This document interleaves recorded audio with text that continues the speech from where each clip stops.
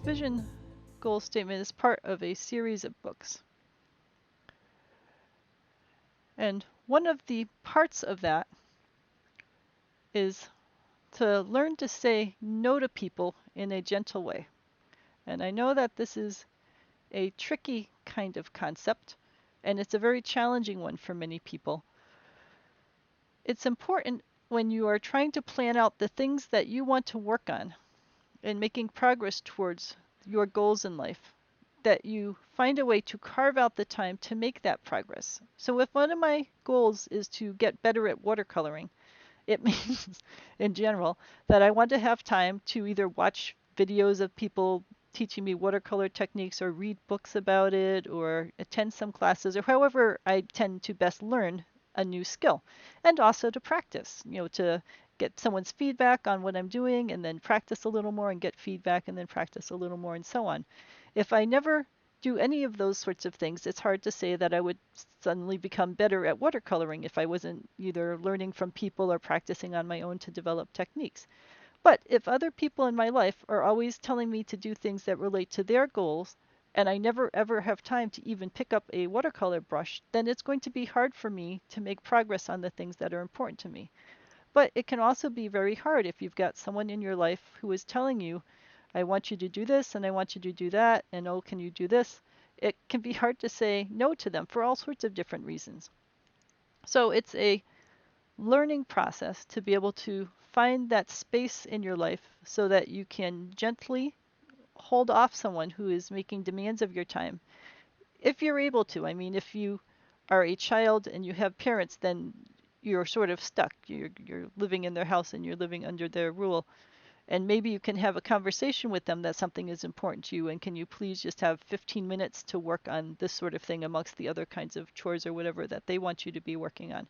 But as you become a independent adult, hopefully you have more control over your time and are able to make some little small adjustments to your schedule. And I know it's hard if you have parents who rely on you and children and all that sort of stuff, but there needs to be a balance in there somewhere. Yes, you can spend a lot of time moving kids around to classes and moving them around to hobbies and all these other things, but you also need to be a role model for them so that they know that their time is important, and that's because you're showing them that your time is important. Everybody's time is important. So it's good to try to look at things in a balanced way and say, I'm going to show through my own choices that every person's time is valuable and important, and every person's dreams and goals should matter. And I'll spend some time on my dreams, and then I'll also spend time helping other people achieve their dreams. So again, it's a balancing act, but it's something that it's good to practice. And if the things that you're being asked to do are coming from a third party, so like if you're a mother and you're on the mothers group for the school, and if every single year they keep asking you to do all the bake sales and all the other kinds of gathering events because you happen to have said yes at one point 8 years ago, it's good to try to step back and say, I'm sure someone else would love to have a chance to do this. By continually asking me, you are not giving other people opportunities. And even if I happen to do it a little better in your eyes, other people should get a chance to try this too. And I have other things that I want to do. So it's tricky. It's not that you're telling them what you're doing is unimportant.